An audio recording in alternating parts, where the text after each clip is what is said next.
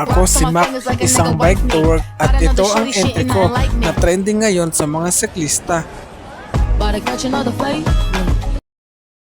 Sa 7-Eleven sana yan, kaso wala akong pang 7-Eleven kaya dito na lang sa parking lot.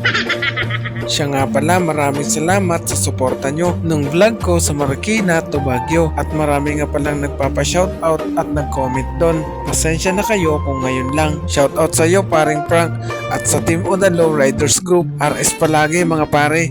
Shoutout din sa iyo paring Japs. Salamat sa suporta. Shoutout din sa iyo pre LG, ang katrabaho ko sa SM Appliance dati, SM North The Block. RS palagi pre. Shoutout din sa iyo John Macho Javier. Salamat sa iyo, RS din palagi.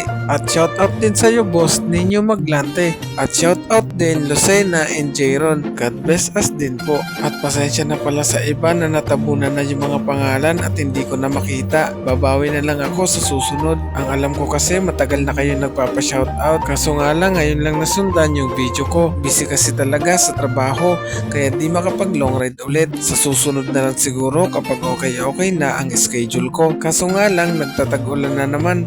Yari na, di na naman makapag-bike kahit bike to work. Lugi na naman sa pamasahe. Pahirapan na naman sa pag-commute.